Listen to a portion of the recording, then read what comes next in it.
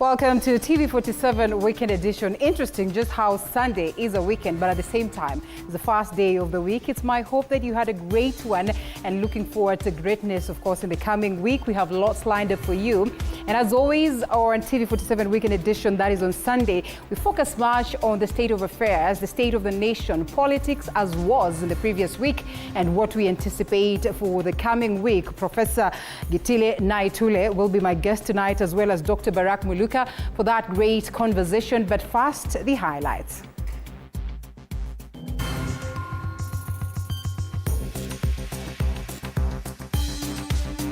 Tonight, 6 people killed in an attack believed to have been carried out by Al-Shabaab militias in Garissa on a camp manned by National Police reservists. And Kenyans forced their way to Nyayo Stadium during the Kenya-Gabon march, chanting against politicians.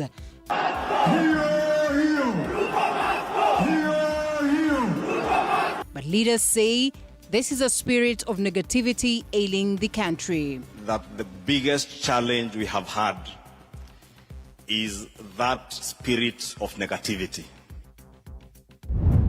Also tonight, Anglican Archbishop Jackson Olesopet mute Gachagua and his allies in a church service again in Nyeri.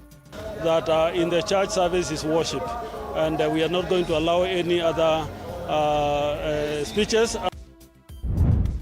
The death toll from Kala-azar disease that has ravaged Wajir County since September last year has hit 20, with demands for its declaration as a pandemic. And TV47 Weekend Edition begins right away. My name is Linda Alela. I'll be assisted on the sign language interpreter's desk by Rhoda Nyamai. And we go straight to the stories of the day, where escalating banditry attacks in Baringo County have left residents gripped by fear, with a recent wave of banditry attacks leaving a trail of death and destruction. Today, leaders from the county have called for an end of banditry in banditry-prone areas a day after a chief was killed in Chebilat, Tiati constituency. They assured residents that the government will not bow down in this war against banditry, as Sheila Chelagat reports. In the past week, Baringo County has witnessed a series of deadly banditry attacks. On Friday, a chief of Loruk was killed during a shootout between security forces and bandits in Chebilat during a livestock recovery mission after bandits had stolen over 70 goats and sheep from Ngaratuko village. Huyo mtu aliwawa na bunduki ya serikali, sio bunduki ya bandit, in the presence of police officers. Between March 20th and March 22nd, bandits carried out multiple attacks in Baringo and Samburu counties, resulting in 3 deaths of 2 chiefs and a civilian, heightening fears of a return to widespread banditry in the region. Kama unajua mtu wako na risasi nyumbani na bunduki, huyo sio mtu anachungia hiyo bunduki ya kupika ugali. Hiyo ni adui ya maendeleo. At the interdenominational prayer service, leaders from Baringo County urged for peace, saying that the region has now lagged behind in development courtesy of perennial banditry attacks. Ile pesa ambayo tumeweka kwa hii eneo ya Baringo mingi iko Tiati, lakini yote inaenda kwa askari na marisasi. Hiyo pesa tukipendua inaweza tujengee mashule ambayo tunaitisha kila siku, inaweza hata kufungua viwanda hapa. Amani ndio itafungua kila kitu. So, hakuna shortcut, lazima tudumisha amani hapa. Dozens of multi-agency teams have been deployed to pursue the bandits and restore order, with residents assured today that government will not bow down until the war against banditry is won. Sheila Chelangat for TV47. Still on insecurity, 8 people have been confirmed dead after suspected Al-Shabaab militia attacked a national police reservist camp at Biamado in Fafi, Garissa County. From the attack, 4 people were seriously injured and have been rushed to hospital. The attack is reported to have occurred at dawn, 24 kilometers from the Hagadera police station. And according to the police report, the suspected militia used assorted weapons to overrun the camp. So far, multi-agency security operatives have commenced investigations into the incident.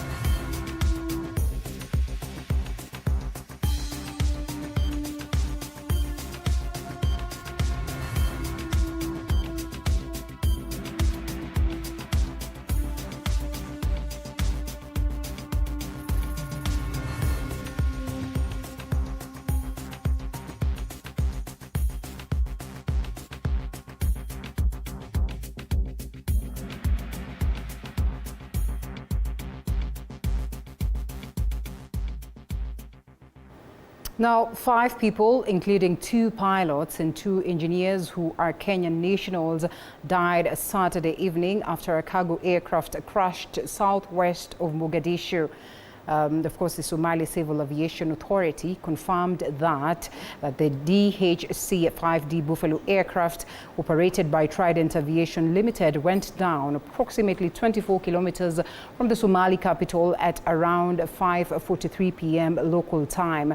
The plane, with serial number 109 and registration 5YRBA, was en route to Aden Abdullah International Airport, that is from Dobli, when the incident occurred.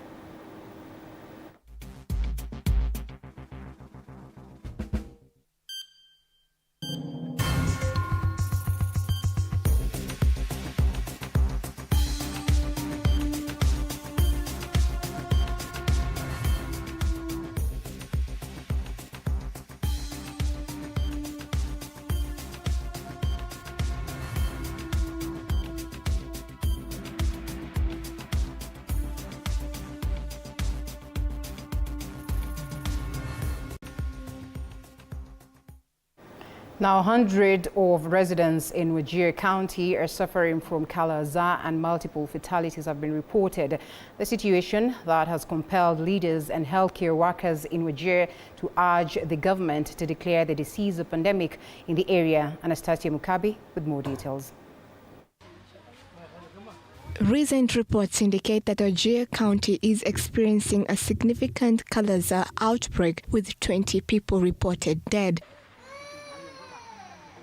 Level 4 hospital in Wajir is overrun with more admissions each day, thus causing the conversion of most wards into Kala-azar management wards, and where there is no room, others are outside under the shade of trees. Most of the deaths recorded being children under the age of 5 with low immunity. But the disease has risen recently after the long rain of December El Nino 2023. There are more cases and some deaths reported in parts of Alela County. We have listed 550 cases. The most affected areas being Elders and Wajir West constituencies. The Wajir County government has launched an emergency response plans, including fumigation drives to control sandfly populations. We are using the SCHPs to go to the villages that have been affected to find out where the patients are and coordinate with the ambulances so that they're brought to a treatment center. However, health facilities are overwhelmed by the parasitic disease, calling on the national government to quickly come to their aid as their resources run out. Because of this, the county has been compelled to treat patients based on symptoms rather than tests in order to save some of the required equipment. Also expect more support to come. We have written proposal. We have talked to well-wishers to come and support us. Anastasia Mukabi, TV47. Now, leader of majority in the National Assembly, Kimani Ichung'wah, now says there is a spirit of negativity, which according to him is what is ailing Kenyans. Ichung'wah, who was accompanying the president in a church service, spoke on a day Kenyans were shouting against the government at the Nyayo National Stadium during a Kenyan versus Gabon match. This is Moige William. Details. It is a chant that has become the new order in a majority of gatherings since the anti-finance bill protest in July 2024. The same happened Sunday afternoon during a World Cup 2026 qualification match between Kenya and Gabon played at the Nyayo National Stadium. During the heated match, Mumias East Member of Parliament Peter Salasia would be chased away from the stadium before the arrival of the President and former Prime Minister Raila Odinga. Away from the pitch at the African Inland Church during a church service where President William Ruto was in attendance, National Assembly Majority Leader Kimani Ichung'wah had an explanation to give, seemingly responding to scenes such as the ones witnessed at the Nyayo Stadium. That the biggest challenge we have had is that spirit of negativity. The Kikuyu Member of Parliament further taking issues with the clergy, accusing them of fueling the current bashing the Ruto-led government has been receiving from citizens. Some of our church leaders have become judges, have become more of political players. And therefore we sit back and ask ourselves, if the church, instead of praying, guiding, offering positive criticism, becomes political prayers, who then will become the conscience of society? The president weighing on Ichung'wah's remarks and recently being at the center of criticism over his millions of donations to the church in comparison to the state of the economy, Ruto argued that building churches aligns with his vision for the country. Tutamuaibisha shetani. Shetani hawezi kutuzuia kujenga nchi yetu ama kujenga makanisa zetu. Interestingly, while giving his donations towards the AIC Jericho Church, unlike in other instances, Ruto failed to declare the amount of support he will direct to the church.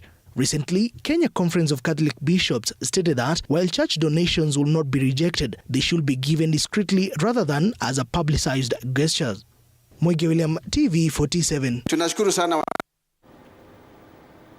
All right, political leaders, among them former Deputy President Rigathi Gachagua, were denied an opportunity to address a congregation during a church service in Nyeri, that is during the consecration and enthronement of Canon Gerald Mwangi Mureithi as the third bishop of the ACK, that is Diocese of Mount Kenya West. The service was presided over by the Anglican Archbishop, that is Jackson Ole Sapit, and the leaders were forced to wave at the congregation, as Chechi Josephine details.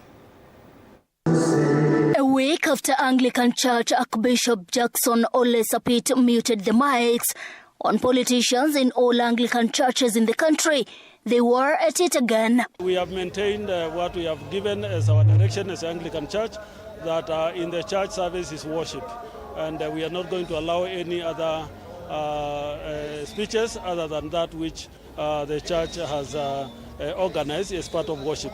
So this is what we shall maintain not only in this church, but in all our services going forward. This time during a church service in Nyeri, during consecration and enthronement of Canon Gerald Mwangi Mureithi as the third bishop of the ACK Diocese of Mount Kenya West, Archbishop Sapit allowed them to only wave at the congregation. We can do peace crusades outside because you don't know when the slip of the tongue happened. So we will make all our statement. If we are jointly doing it with the politicians, we will do it outside of the church worship areas. This is after the ACK bishop emphasized on the ban barring politicians, among them former Deputy President Rigathi Gachagua, Martha Karua and their entourage, an opportunity to address the church. Former Deputy President Rigathi Gachagua and his entourage were only allowed to wave at the congregation. However, after the service, Rigathi Gachagua briefly addressed the locals before a group of youths emerged and started a brawl, forcing Gachagua and the MP supporting him to flee for their safety.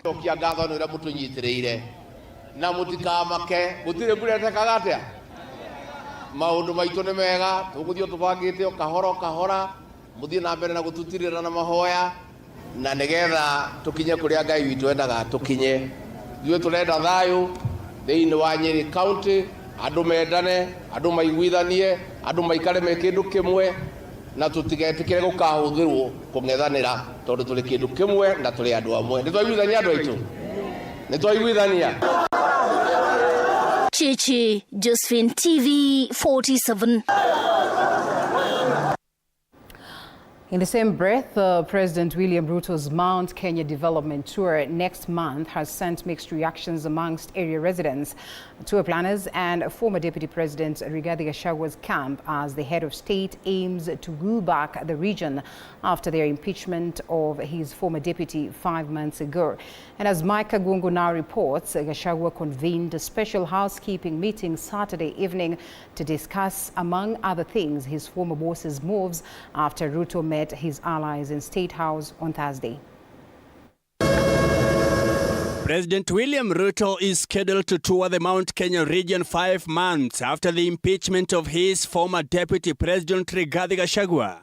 The head of state met legislators from the Mount Kenya counties at State House, Nairobi, Thursday last week in his pursuit to woo back the region. Among other topics discussed during the Thursday meeting were infrastructure development, affordable housing, fresh produce markets and revitalization of agricultural industry in the areas of coffee, tea and dairy production. In a quick rejoinder, the former DP on Saturday evening convened a private housekeeping meeting at his Wamunyoro home with his allies, believed to be a counter of Ruto's area visit next month. Ile kazi serikali inafanya saa hii ni ile serikali ambaye Uhuru Kenyatta aliacha ambaye hakumaliza. Zile barabara zinatuma tulie kama watu ya Mount Kenya na Kenya mzima. Ni zile barabara zilianzishwa na serikali ambaye ilikuweko. I have evidence, I can table it anywhere, that our government through the Ministry of Education is denying our children to benefit from the Ministry of Education kiti ambayo inafaa ifikie watoto. Gachagua, who has been actively working to forge new political alliances with the Azimio la Umoja opposition coalition, aims to make Ruto a one-term president by disclosing his former boss' tricks and what he calls lies. In Saturday's Wamunyoro meeting, sources says Gachagua's allies endeavors to highlight Ruto's promises according to his manifesto in the run-up to 2022 general election, disclosing completed and stalled projects to tackle his move. President akisema ifanyike inafanyika. Inapitishwa na inaletwa bunge tunapitisha inafanyika. Ile Uhuru alisema ifanywe ndio inafanywa saa hii. Alafu unakuta kiongozi anakwambia ati ni haki yenu kufanywa kazi. And that is a serious issue that I want His Excellency the President of the Republic of Kenya to address with the immediate effect before akuje hapa Central, akuje kama ametuambia nani aliblacklist watoto wetu, ni mashule gani iko affected.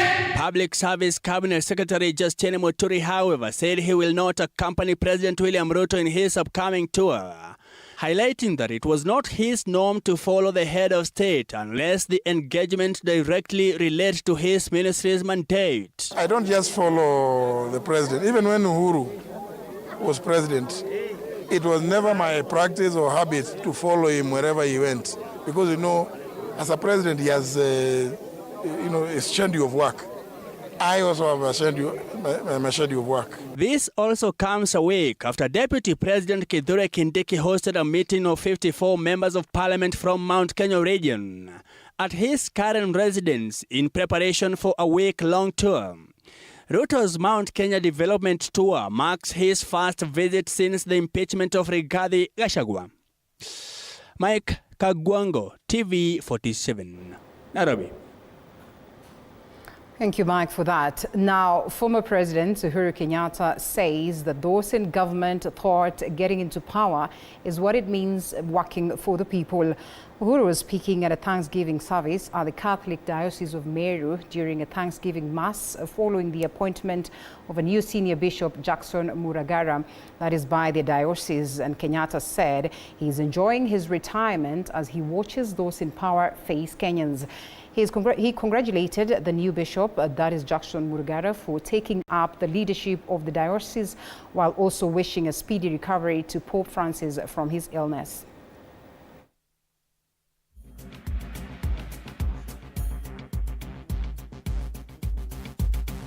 Wengine wanaiona tu, unaona mtu akitembea ati unaona ni mkubwa, unafikiria ukubwa ndio kazi. Moja utajionea. Wengine naona wanajionea tayari. Mimi nilikuwa na jukumu la kuunda vikosi vya jeshi na kuwapatia bendera yao ndio waweze kwenda kazi ya kulinda nchi yetu. Lakini mbele ya waende kazi, mimi nikiwapatia bendera na amri, Bishop Mugambi kazi yake ilikuwa kuombea hiyo kikosi na kuombea hiyo bendera. Kwa hivyo kazi yake sio ya hapa Meru, kazi yake ni ya nchi ya Kenya. Yes, lots of politics to ponder on, and here comes another one. The interviews for candidates shortlisted for the position of chairperson and members of the Independent Electoral and Boundaries Commission, IEBC, will begin Monday in Nairobi. The interview process aimed at filling key roles within the electoral body that will take place in two phases. Candidates vying for the chairperson position will be interviewed from Monday, that is tomorrow, that is March the 26th, that is to March the 26th, 2025.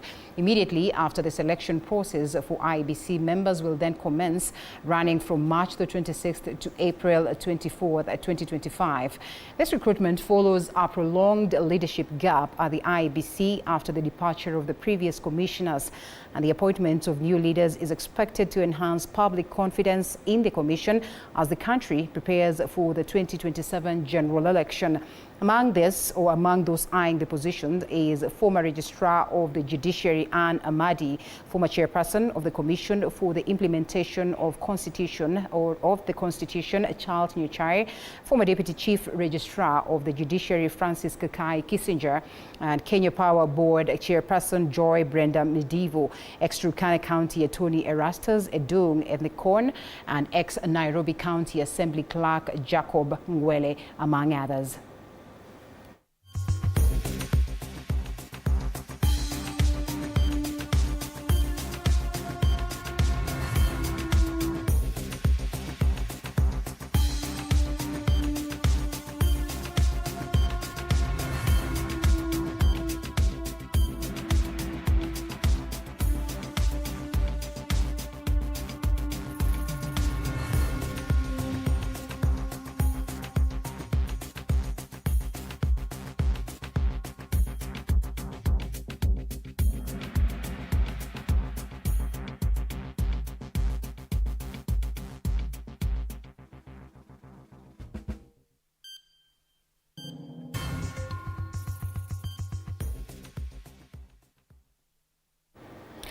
All right, Dr. Barak Muluka is here with us. Dr. thank you so much for creating time. I hope that we are on, Mr. Director. Mr. Director, are we on? Yes. So do I proceed? All right, yes, Dr. Barak Muluka, Strategic Communications Advisor, is here with us, and we want to banter a bit on the IEBC vetting process or selection process that is set to begin tomorrow. In our story, we capture the fact that, this is towards gearing up for the 2027 general election. I know on this very same set, we have spoken about the IEBC. But what about these constituencies that are not represented as at now? What about these county assemblies? Just how critical is it for us to have this conversation? And up until then, or perhaps they have to wait until 2027? probably will have to wait until 2027 and beyond. Basically, the IEBC calendar is terribly behind schedule. Recall that after the 2007 crisis, Judge Johannes Kriegler and the commission that he chaired advised us that we should at all times have the electoral body not less than 2.5 years before the elections. We are not even sure that this is going to work out well because we have become a very litigious society. It is possible that somewhere along the line someone goes to court. Some other controversies, maybe about the people who are going to eventually be picked as commissioners. You never quite know, and then we do not know what the inside is looking like. There's so many things the commission is supposed to be doing: procurement, voter education, voter registration, and so many other things. Delineation of electoral areas is not less than 2 years behind schedule. It should have happened in 2020 or 2022 at the very latest. We are now in 2025, and we distinguish ourselves for breach of the Constitution. Perhaps we will have to wait again before we get into boundaries delineation. Remember, that's an exercise that requires a lot of public participation, and it's also very, very emotive and controversy riddled. What does this speak about the Secretariat of the Independent and Electoral Boundaries Commission? The Secretariat seems to blow hot and cold. We were told when some people, I think they were the Gen Zs, they wanted to sponsor a motion. Basically a motion of removal of the current government, and the Secretariat told them that he did not have the mandate. But we also saw that when it came to the appointment of the current Deputy President, we were told by none other than His Excellency the President that he went to the Secretariat and they had cleared the Deputy President for appointment. So it's essentially a user-friendly entity depending on who is using it, and it can also be user-hostile depending on who wants to use it. But we do appreciate that the Commission is not properly constituted without the commissioners being in place. All right. Okay, so here we are. And what do you anticipate? What are your expectations now that we begin the process tomorrow? And of course, the names that have been presented, perhaps not to paint an ugly picture of who they are or what they have done before, but there have been allegations that some of them are friends of the executive, friends of the president. Just how possible is it, to have, commissioners that have presented their bid or their interest, and what is the point of pointing fingers or picking out specific individuals? I mean, this is a political space, and you will agree with me, Dr. that there are so many people that you have met that are friends of yours, and therefore, should that really be a factor when it comes to considering these individuals? No, I don't think that that should limit the appointing the interviewing panels or even ourselves as Kenyans. We live in a society that is populated by people.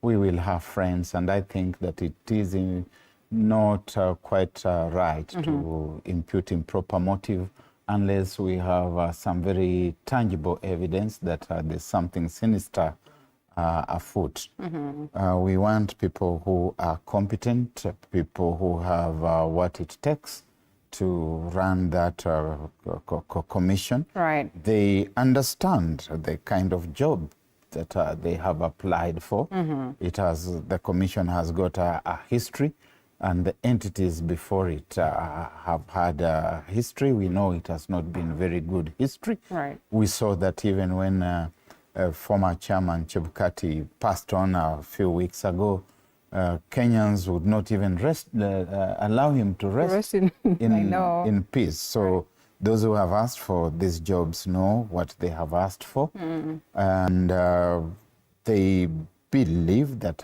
they have what it takes. So let us wait. Let's give them the benefit of doubt.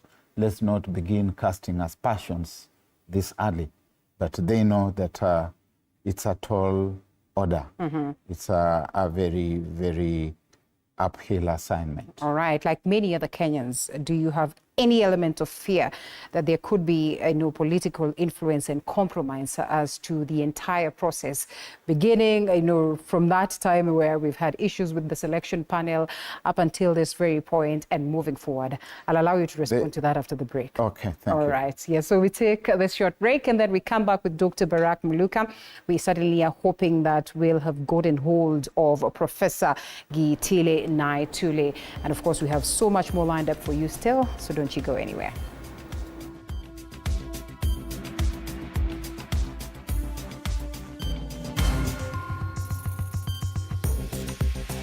Coming up after the break. Pope Francis discharged from hospital after 2 months. His doctors say he will need 2 months of rest.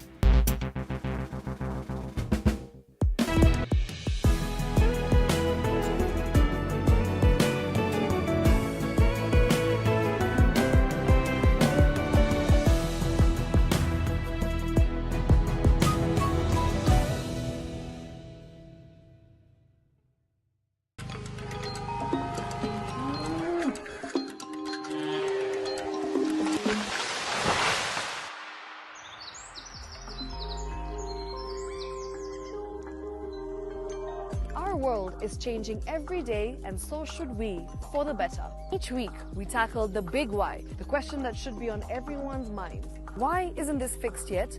Deforestation, global warming, and the adverse effects of climate change. The future isn't just something that we inherit, it's something that we create. Join us on The Green Fix as we tell the stories of those who refuse to give up.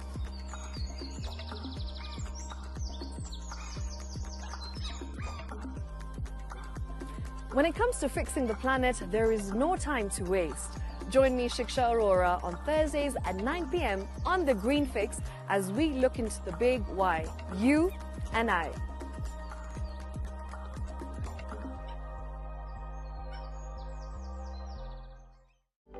For comprehensive information and education on your health, Body Garage is here. Don't allow anyone to pluck out your good tooth, as long as it is strong and stable. Cancer doesn't start today and you get the symptoms tomorrow. By the time you pick it or the time it is manifesting in you, probably will be there about 5 to 10 years. The eye is the window to the rest of the body. Don't forget to stay hydrated. And of course, you at home do take your water. So the ultimate test is actually you check your urine. Your urine should be clear. Clear like the water? Yes. Should be able to see the other side of the urine. If your urine is colored or has changed color, you cannot see the other side, then you have not taken enough water. Don't forget regular health checkups. Early detection saves lives. I want the message be, we can prevent cervical cancer. We prevent cervical cancer in several ways. You have young girls and even somebody who's above that age, you can pay at least every 3 years. Somebody should have a pap smear done. If you are 40, 45, 50, going upwards, once a year, please go see a doctor. Yeah, it's just for normal routine maintenance.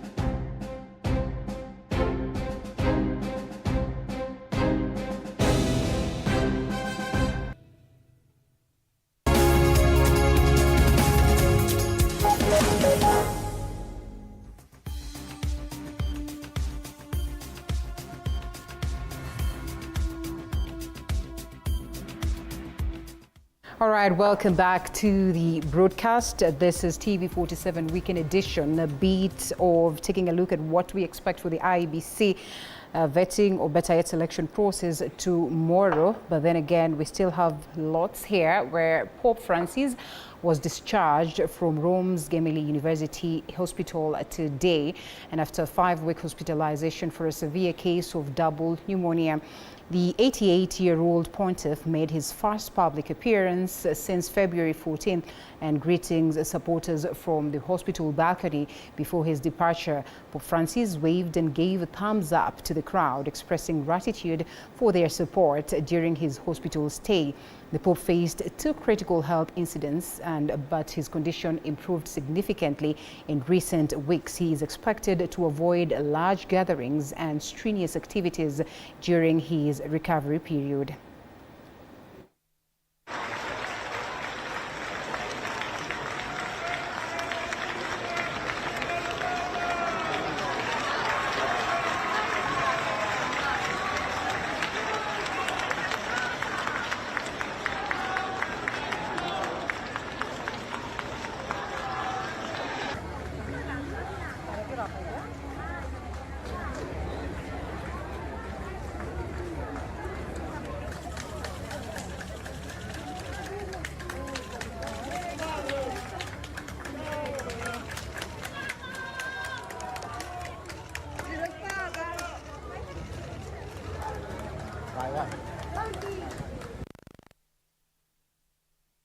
And of course, we all wish that the Pope gains recovery 100%. What do you say about the Pope? At least some good news. Yes, it's good news. You know, the mongers of falsehoods had all manner of stories a few weeks ago. But it's good to see that the Pope is up. Right. And we hope he will soon be about. Yes, there you go, up and about. And back to the IEBC, that a majority of Kenyans have exhibited some element of fear that looking at the IEBC process, there are possibilities that, this is a process that, first of all, is influenced by some, politicians, the executive for that matter, and they say that then that would get the entire process compromised. Do you have any form of fear as to this? I think, and without any intended cynicism, the parties that have been known to kick up controversy around the IEBC have now bundled themselves on one side of the political equation in the country. And I do expect that in their balancing of mathematics, of equations, that this is one of the issues that they have balanced, and therefore that there will be a minimum of controversy. As I've said earlier, I expect that those who are going to be eventually appointed to those positions will understand the history that the Commission has had, and that they get there ready to do their work with their essential speed, spice, and the essential credence. And so that we minimize controversy around the IEBC. The IEBC is the umpire in the most important decision that Kenyans make, and we expect to see the integrity. There are people who are seasoned, the list that I have seen. I don't want to foreground any names at this point, but let's see how it goes. Let's see how it goes. I mean, maybe as we close on this one, that it now is about to cross to the line where the Constitution talks about the interests of the people. And we realize that indeed the interest of very many Kenyans, has not been factored in.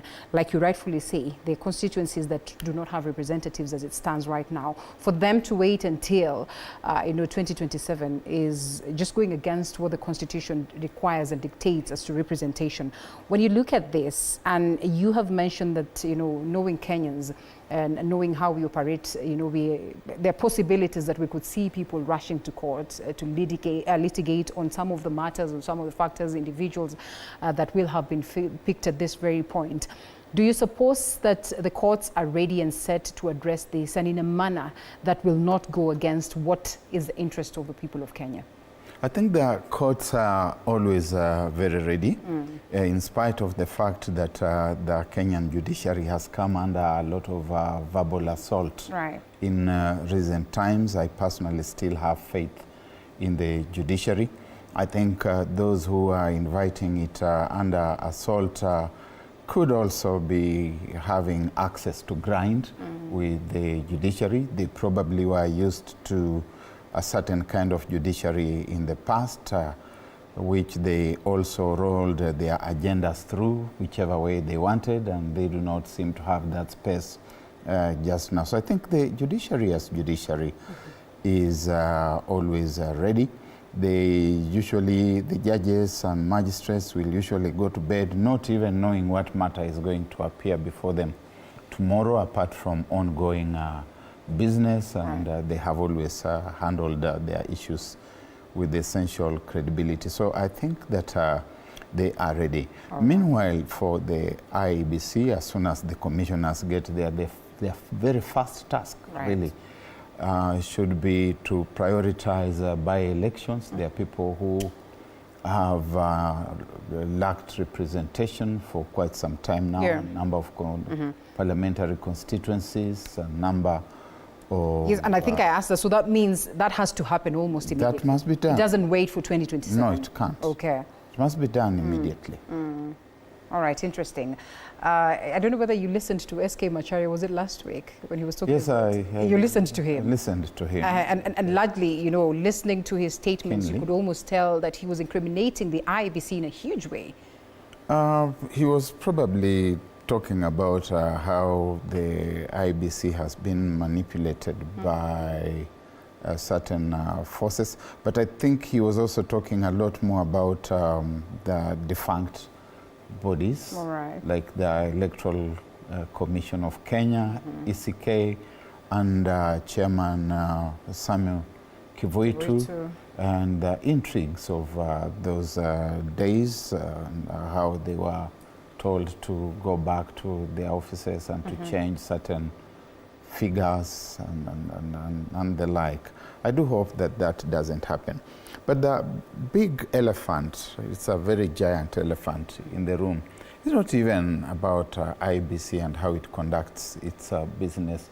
It's really what happens in the post-election dispensation, whether people are willing to accept the results or not, and whether those who are declared winners can be allowed and allow themselves also to run the business of government without raiding other teams.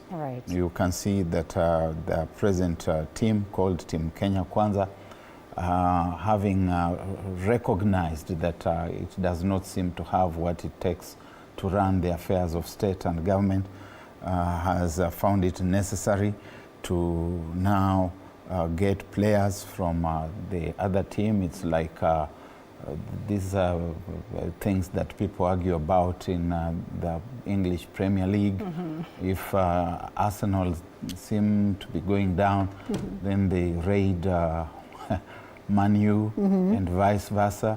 I think that doesn't work, and the reasons that have been given are not compelling at all. That we want to run the country more efficiently, and therefore we have a broad-based government. I think the opposition keeps the government based on its toes when it defines itself as opposition and remains in the opposition spaces. Otherwise, that which we are calling a broad-based government starts mutating into a broad-based conspiracy against the nation. Yes, and a broad-based roadmap or game plan is what we are looking at this evening. But before we close on that, the members of parliament are seeking to get constitutional amendments that would include Kenyans in the selecting of the IEBC commissioners. I mean, of course, not to say that those ones that are picked as the selection panel, are not Kenyans enough, but what does this mean?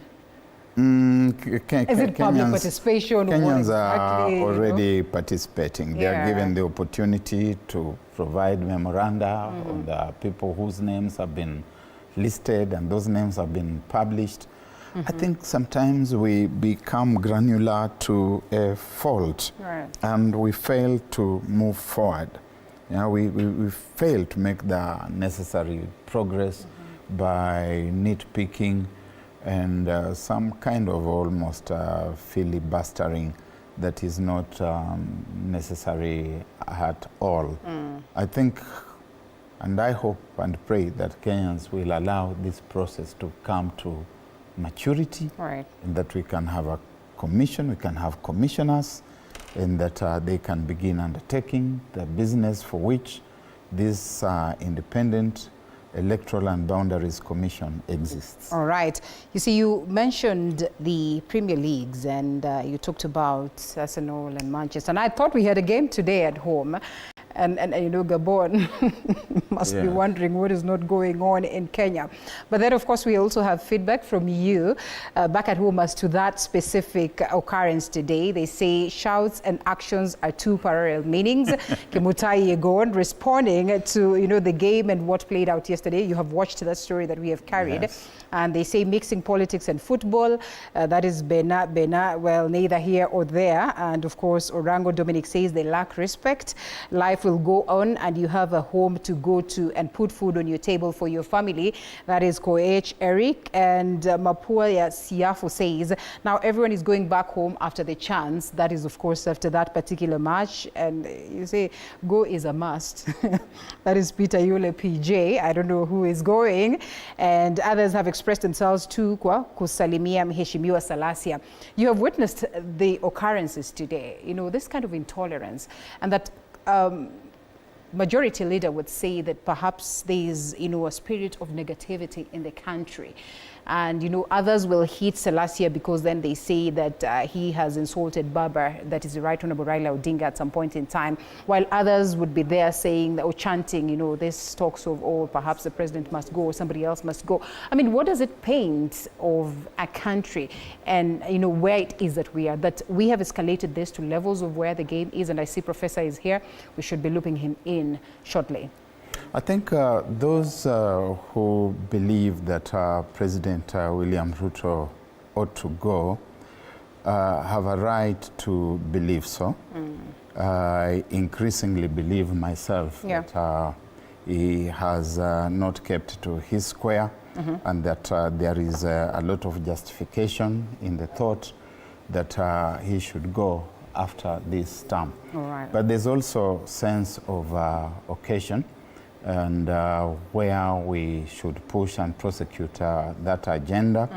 I would not mind if it is a sporadic kind of thing, but this one seemed to have been very clearly orchestrated with some individuals with megaphones and other sound amplifying equipment calling for Ruto must go.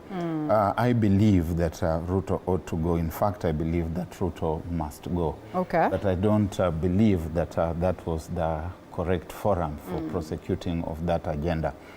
The manhandling of Peter K. Salasia was extremely unfortunate, and it's being conducted by individuals who purport to act in favor and support of Mr. Raila Odinga, and who characterizes himself as a Democrat.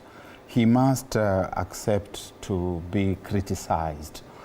If the kitchen is too hot, then he should step out. Anyone and everybody who occupies public space must know that there is a price to pay for occupying that public space, and that price is being subjected to eternal surveillance and eternal vigilance by the public.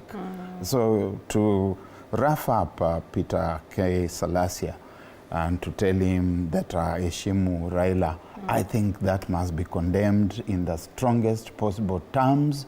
And I expect that Mr. Odinga, having signed a memorandum of agreement with Dr. William Ruto, And that memorandum, having had as the first article the entrenchment of the democratic tradition, he will step out and condemn that act and tell his followers and his mashabik that they should refrain from that kind of thing. We refuse to be silenced. Okay. I am one of Mr. Odinga's most ardent critics. I have even left this set at some point, and I've seen in my inboxes some ill-advised individuals purporting to tell me not to criticize Mr. Odinga. He is in that space. He invited himself into that space, and we will criticize him. We will not be intimidated. Nothing can stop us from criticizing bad governance. If we believe that what President Ruto and Mr. Odinga are doing is wrong, we will talk about it. And it doesn't matter if somebody wants to come and send us into the next world. You know, Daktari, you remind me that the abduction session, I don't want to say came and left having not had an engagement with you. I don't know whether it is still on, but even SK Macharia the other day says, I am 80-something years old, and therefore even if they want to abduct yes, they can come. It is almost a similar tone that I read from you. Yes. What does it talk about the country? I mean, have we sunk that low? We have, and in a sense, we have been in those spaces. I tell you that I was a young man in this country, in high school, when J.M. Kariuki was killed in 1975. And being a high school student, a few months away from A-level, I followed the activities very closely, the political class within it. There were those MPs who are saying that you can kill J.M. Kariuki, but you cannot kill his spirit. I probably did not quite understand what they were talking about at that time, but that spirit remains alive. And it's the spirit that occupies people like myself, people like Peter Salasia, people like Richard Onyonka, people like Edwin Sifuna. There is a spirit within us. It's the spirit of J.M. Kariuki. That is the spirit that Kimani Ichung'wah is calling a spirit of negativity, but it is the spirit of putting things back on the rails. And that spirit you cannot kill. You can destroy this physical body here that you call Barak. But the real Barak is a spirit within this body here. Barak, are you positive? You cannot kill it. Yes. Are you positive that this spirit is going to be helpful to get us back on track if at all we have veered off? This spirit brought us the Constitution of Kenya 2010. Okay. This spirit restored multi-party democracy in this country.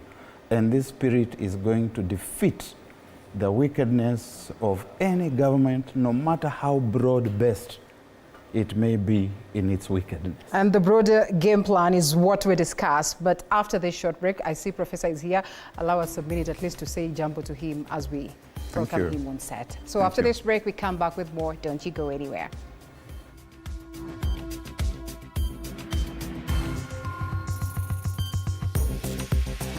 Coming up after the break. In the bustling streets and sandy beaches of Kenya, foot volley, a new sport is making waves. We have the details tonight.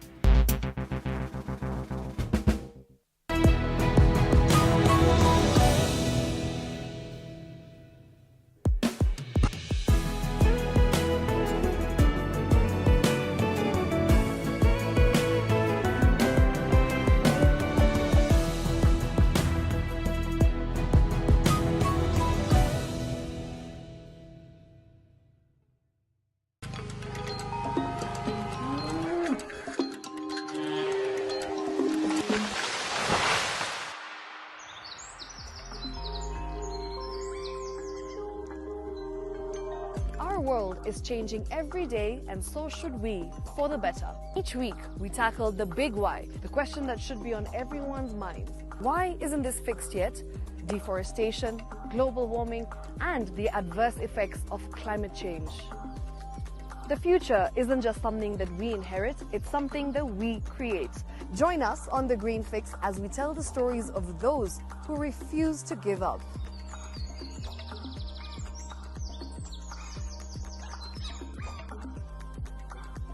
When it comes to fixing the planet, there is no time to waste.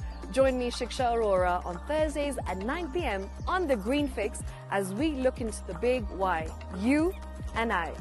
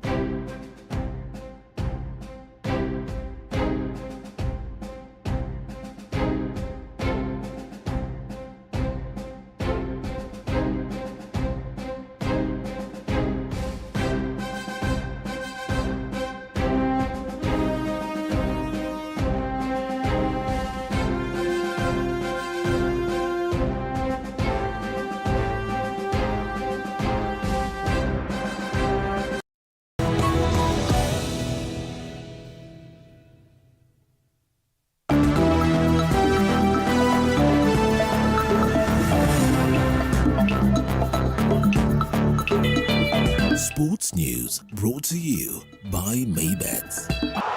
Join Maybets leo upate free bet papo hapo. Fanya hivi, chagua home team to win, yani number 1 au draw X au away team 2 kwa game ya siku ya free bet. Weka namba yako ya simu, weka password ya account yako. Chagua submit free bet. Utapata free bet kwa account yako ya Maybets. Usisahau kuverify account yako. Kama hutakuwa verified, utapoteza free bet yako after 2 days. Betting is strictly for 18 years and over. Play responsibly. Terms and conditions apply. BCLB number 0000578. Maybet na minia na najishindia. Pesa inavutia, pesa inavutia.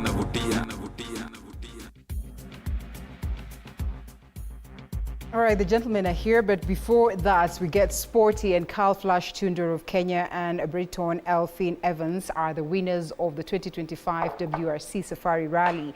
The race ended today afternoon at Health Gate in Naivasha, Nakuru County, and the top drivers in different categories received their trophies from President William Ruto and Sports Cabinet Secretary Salim Vuria. Tony Kwalanda is in Naivasha with the full details of that.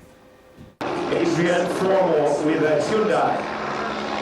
Carl Flash Tundo was crowned the best Kenyan driver at the just concluded 2025 WRC Safari Rally.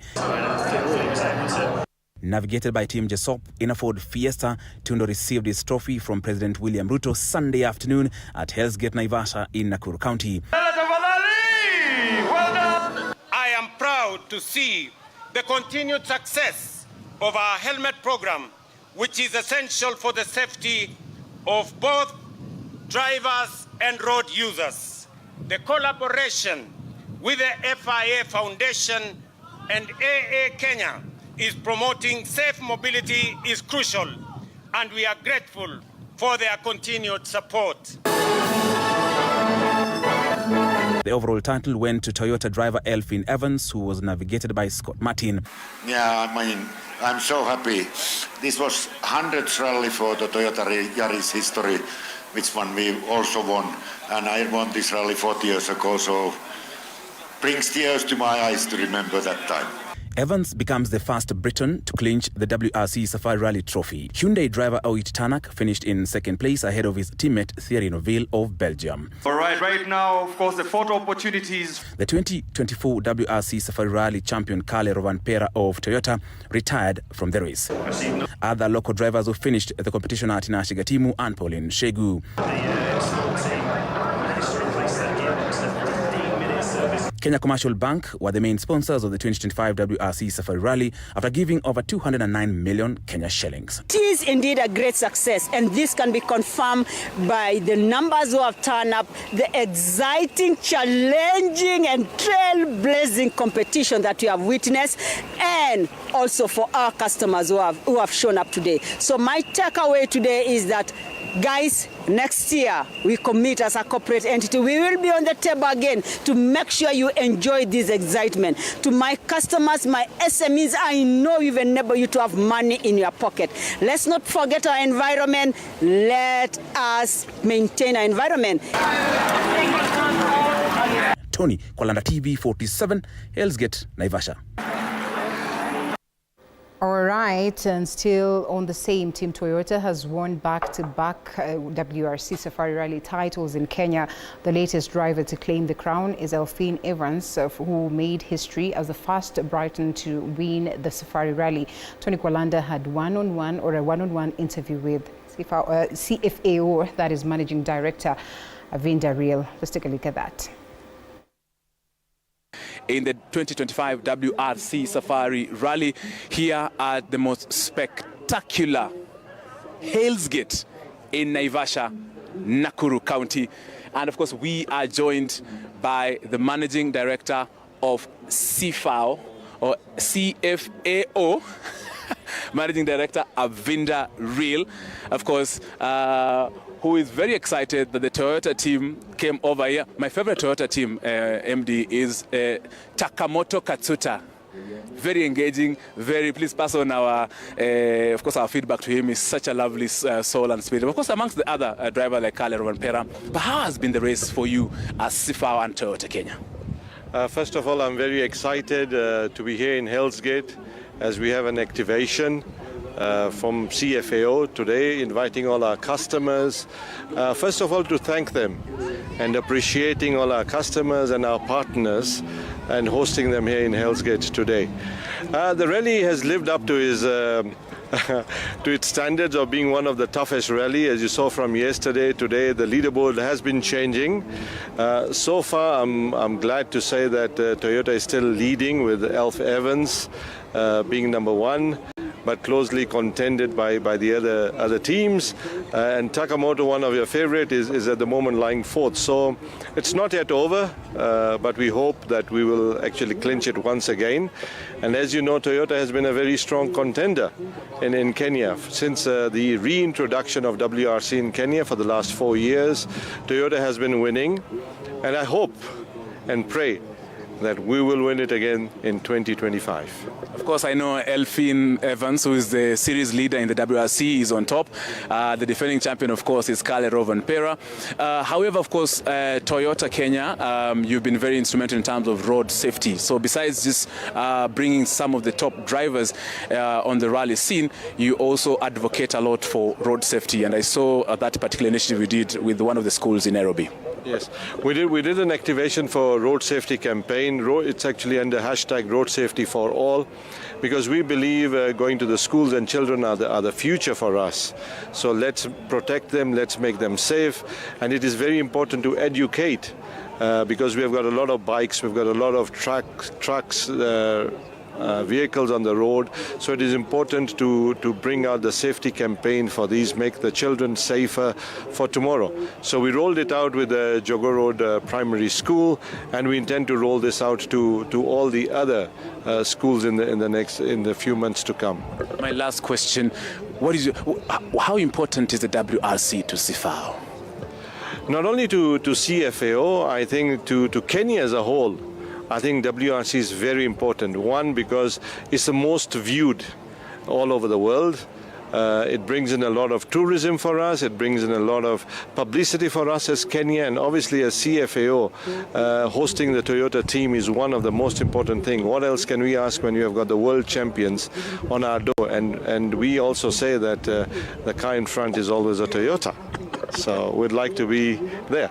Thank you. Thank you so much, Managing Director Avinda Real. I will let you, of course, go to enjoy. And, of course, thank you very much for making time. That is, of course, the Managing Director of CFAO, that is Avinda Real, talking to us about how important and how excited they are about their team Toyota. And remember, the series leader of the WRC, Elfine Evans, is currently definitely the driver who a lot are talking about in the Toyota Kenya. So remember, this, of course, is the place to get all the information about WRC Safari Rally. From here at the most iconic place in Naivasha, at the Hell's Gate. My name is Tony Kwalanda. All right. The national soccer team Harambee Stars succumbed to a 2-1 loss at home to Gabon in a FIFA World Cup qualifier match played at the nearest national stadium on a Sunday evening. Over 30,000 fans from all over the country gathered to witness the much-awaited match, with the Benny McCarthy-led side playing their first match on home turf in over 2 years. Former Arsenal striker Pierre-Emerick Aubameyang gave the visitors the lead after just 16 minutes of play before doubling.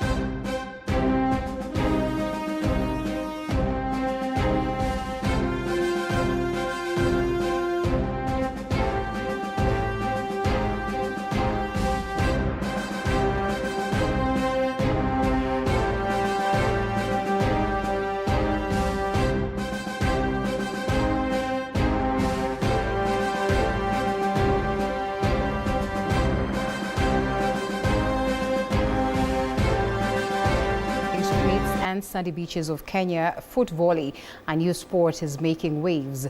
Introduced in Kenya, that is in 2023, this dynamic game, which combines elements of football and volleyball, is rapidly capturing the hearts of sports across the country. In Machakos County, a unique training ground has been identified set amidst the scenic hills where sand is naturally abundant. Here, young and seasoned players alike are embracing the sport, drawn to its fast-paced action and demanding skill set.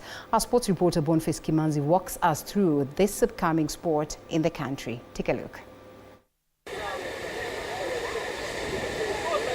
Foot volley, originally from Brazil, has found a unique home in Kenya's coastal regions, especially in Mombasa, where the sport fast-paced nature perfectly complements the energy of young sports lovers. Initially, I had seen it in TVs, especially in Brazil, but in Kenya it wasn't available. But right now, since she has introduced it to us, and one thing I've noted, it is very interesting. Once you're playing, it makes you fit. And I believe football is taking us far. Since we are the pioneers, we're going to have history on the same. The game is played on sand court with a net similar to volleyball, but using the foot, head, chest and shoulders. Napenda hii sport, one, because it's different from the normal football in terms of contact, in terms of injuries, and then the enjoyment in itself, because it is a short period of time, but at that moment your emotions, your adrenaline imepanda, and all that makes it fun, and plus it is for all ages. It requires a level of coordination and technical ability, skills that many Kenyan footballers and beach athletes are quickly adapting to. Good thing of this game ni kitu ya kwanza, it's haina rules mingi kama volleyball ama any other volleyball or beach volleyball. Rules zake tu ni very simple and clear, na tunauliza tu vijana wakuja wa join because it's a new sport in Kenya, and we encourage actually wapwani. Hii inawafaa sana kwa sababu the beach is at their disposal. So mimi as our Hajj, they join and waendelee kujikuza katika nchi. Since its introduction in Kenya last year, football has gained traction in major towns, with the training centers emerging in Nairobi, Kisumu and Mombasa. We come from a very place of humility, whereby we are just about the game. It's not just about the hype. We just want a beautiful game, and we want to have a cumulative community of people who just love sports and football at this matter. So we encourage people to come on board. We need more players. We need officials. Opportunities ni mingi. Platform iko fresh sana hapa Kenya. Opportunities ni kibao. Let's do this. In Machakos County, a unique training ground has been identified, set amidst the scenic hills where sand is naturally abundant. It's a game that is creating opportunities to young men in our country. So comparing that and everything that happened to the country, if the Minister of Sports take it like with initiative where they want the sport to grow, we can be in the Olympics in future. Here, young and seasoned players alike are embracing the sport, drawn to its fast-paced action and demanding skill set. Kama football, zoezi tunapiga asubuhi kuanzia Tuesday hadi Saturday, lakini game zingine kama futa tunapiga jioni kuanzia saa 10 hadi 6. Lakini game ukipiga jioni kuna jua inawaka, pia kuna changarawa hapa tuna avoid hiyo jua pia. Kama kuna mtu yote pale nje anajua anafikiria anaweza cheza hii game akuje tucheze. Game si ngumu, ni control na composure zero. Haina pressure. Game ni tamu na itatupeleka mbali. Tunategemea pia. Unaweza jifuata umeenda tu kwa river, mnaenda mnaeka nini post hapo mnacheza hii game. Juu rivers huku kambani mostly ziko na changarawa. So ni naturally. So mnaweza enda tu kucheza huku. Unajua zina drying ni seasonal. So zikidry unapata hiyo changarawa iko. So naweza enda kuchezea tu hapo. Si lazima washinde wakibeba changarawa juu itawakost sana. Kama uko na interest na hii game, wewe kuwa tu free, game iko na it's everywhere right now. Yeah. The sport is attracting footballers, volleyball players and even freestyle athletes eager to showcase their flair in competitive but entertaining format. A standard match has to be played on a sand court. That is why most of our official tournaments, we do them in the coastal region. And, but for training, anyone, anywhere can train. Well, setting up a foot volley court is a bit expensive. We've tried that before. We've come up with around 3 courts in areas that there is no beach sand, but it's been costly.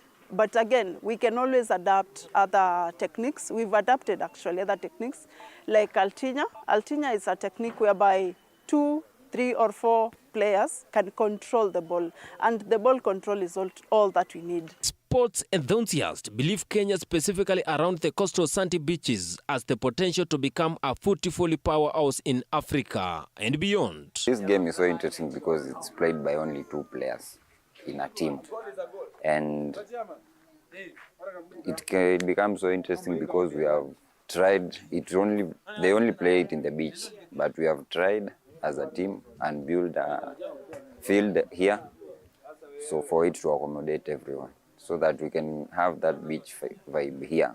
And we have played with the players and they are catching up with it. Recently, the foot volley Viva reached new heights with the major competition in Likoni, Mombasa. It's an interesting sport, and the fact that ni mara ya kwanza tumeparticipate, and it's an enjoyable sport na tumekuja tumeenjoy. Ningependa kushukuru sana organizers wa leo. Yeah, it's been a successful event. Na pia ningependa kuwasi organizers, they should have more of this.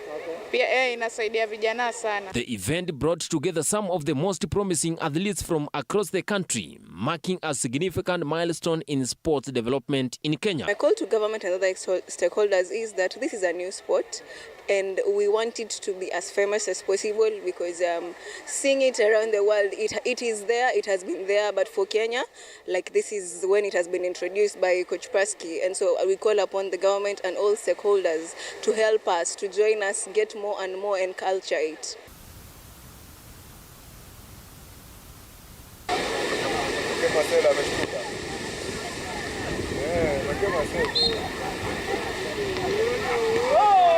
Mimi mchezaji wa Shell FC kutoka kule Likoni Timbwani.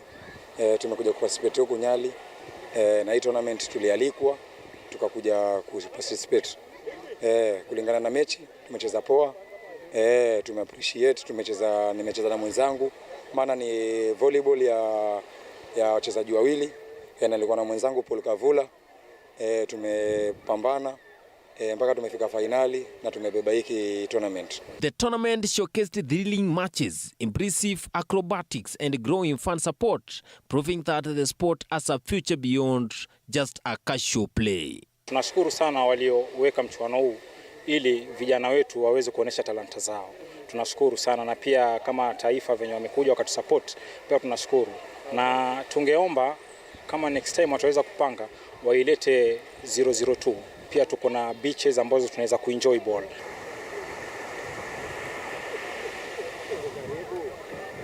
Kutoka hapo nasikia kuna madamu zetu pia atapeana zawadi. Vijana wame feel good, tumekuwa na madem pia, ladies and men, and we've seen a very beautiful display of skills, and this game is about to change, to be a game changer on a whole new level. We look forward to having more major and mega events, because we are encouraging our other corporates and more partners to come on board, so that we may push foot volley to the next level. With Kenya's rich history of excelling in athletics, rugby and football, foot volley is poised to become the next big thing. If people from around, we get some stakeholders who can help us, we can as well make this game everyone know about it. And I believe all the others, everyone is welcome to know foot volley. It's very interesting. And once you get to know how interesting it is, definitely you would want to get into it, to play and enjoy as well. And it's a game that can be played by anybody, from the young children to handouts, even to old men. Everyone can play football. As long as you have the skill, you can play. And once you get into it, it's quite interesting. Globally, football is on the path to gaining Olympic recognition, and Kenya's rapid adoption of the game could position it as a leading contender should the sport be included in the future Olympics events. It is catching pace. Since it started just the other day, the way I look at things, it is catching pace, and soon it will be a full-blown sport in the country. You know, in the Olympics there are very many disciplines, and we've seen the West having to win very many medals because they have many sports. If Africa takes the same path, we can really see victory in Africa. Many young athletes see this as an opportunity to represent the country on an international level, and already plans are underway to have Kenya's team participate in international tournaments. We've created courts and put sand on them, so because we just need the sand to train. Well, it's a bit expensive, it's been hard. We've been trying to push something without proper funding. It can be hectic. But I think by the grace of God, is that now we have a massive number of partnerships that we've gotten, and it's a step. And we are also calling up to the corporate world to come in. You see, it's the corporate social responsibility to take care of the youth. The success of football in Kenya is a testament to the country's openness to sporting innovation. With the right investment, the sport can provide young athletes with a new career path while elevating Kenya's reputation on the global sports stage. It's actually a very entertaining sport because, as I said before, there is no contact. So with a teammate who is male and I am female, automatically there is no contact. So I wouldn't say no injuries or anything. The technique, everybody can have the technique. It's just to pass the ball, pass it, make sure it crosses over, and serving the ball. That's all. If the current momentum continues, it is not far-fetched to envision a Kenyan sport volley team competing and winning on the world's biggest platforms. To start foot volley is just as easy as, I'll say quite easy, because you only need 2 players to make a team. And with 2 players, and now you have a team, and adapting the techniques that we've come up with, you are able to train wherever you are. So it is easy to take up foot volley. The good thing, it's a new sport, so the platform is here and it's huge. And so many people who have already tapped into it are ready now to step into the next phase. With the entire last year, we were more into developing, recruiting new players, and right about now, we are ready now to go into serious tournaments. For now, all eyes are on the sandy coasts of Kenya's coastal towns and areas where sand is available in plenty, where dreams are being built one volley at a time.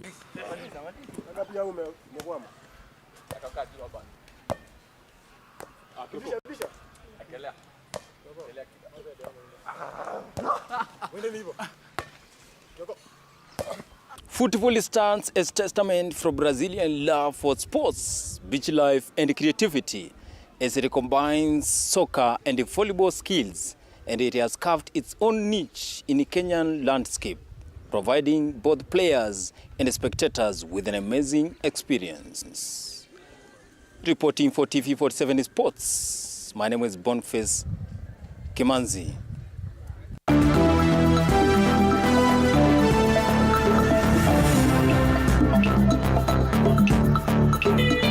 Sports News brought to you by Maybet. Join Maybet leo upate free bet papo hapo. Fanya hivi, chagua home team to win, yani number 1 au draw X au away team 2 kwa game ya siku ya free bet. Weka namba yako ya simu, weka password ya account yako. Chagua submit free bet. Utapata free bet kwa account yako ya Maybet. Usisahau kuverify account yako. Kama hutakuwa verified, utapoteza free bet yako after 2 days. Betting is strictly for 18 years and over. Play responsibly. Terms and conditions apply. BCLB number 000578. Maybet na minia na najishindia. Pesa inavutia. All right, so that's so much we had on sports. Kimanzi, thank you so much for that great piece. And we go back to the conversation, the broader game plan. And no, when we're talking about the broad-based government, reality is that it is the government that is serving the people of Kenya today, and therefore we must be involved in understanding what the broader game plan is. The gentleman on set, Professor Gitile Naituli, that is a professor for management and leadership, as well as strategic communications advisor, that is Dr. Barak Muluka Aaron said. The gentleman, you know, I don't know whether it's right to say with beautiful brains for men. You know, the brains, the kind of brains that you want to pick almost everything and anything and discuss. It's okay, it's allowed? Yeah, beauty is allowed. It's allowed, eh? It's not feminine in any way. No. Gentleman allows. Femininity is Femininity is beauty. It's good. Yes. All right. Every man must have a feminine aspect of themselves. If they don't have it, then they become beasts. All right, I see. That's beautiful. Yes. Ego, do women have ego? Absolutely. They do. Yeah. So also ego is not, is basically, it cuts across. Ego is normalized. Okay. If it is big, it's interesting. A bit of ego is good across. Yeah. So after this break, we come back with the gentleman with a broader game plan.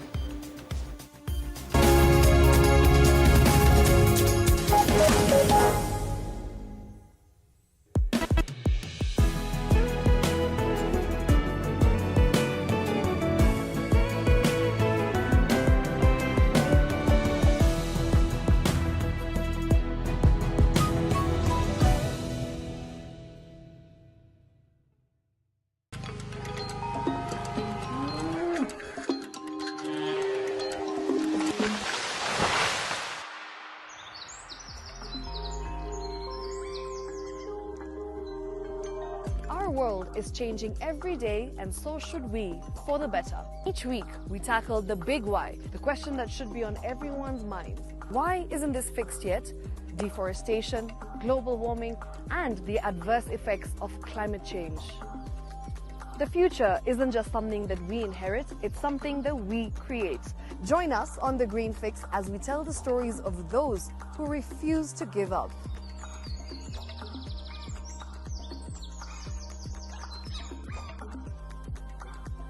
When it comes to fixing the planet, there is no time to waste. Join me, Shiksha Aurora, on Thursdays at 9 p.m. on The Green Fix as we look into the big why, you and I.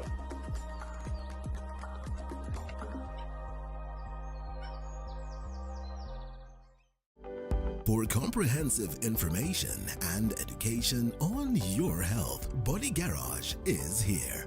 Don't allow anyone to pluck out your good tooth as long as it is strong and stable. Cancer doesn't start today and you get the symptoms tomorrow. By the time you pick it or the time it is manifesting in you, probably will be there about 5 to 10 years. The eye is the window to the rest of the body. Don't forget to stay hydrated. And of course, you at home do take your water. So the ultimate test is actually you check your urine. Your urine should be clear. Clear like the water? Yes. Should be able to see the other side of the urine. If your urine is colored or has changed color, you cannot see the other side, then you have not taken enough water. Don't forget regular health checkups. Early detection saves lives. I want the message be, we can prevent cervical cancer. We prevent cervical cancer in several ways. You have young girls and even somebody who's above that age, you can pay at least every 3 years. Somebody should have a pap smear done. If you are 40, 45, 50, going upwards, once a year, please go see a doctor. Yeah, it's just for normal routine maintenance.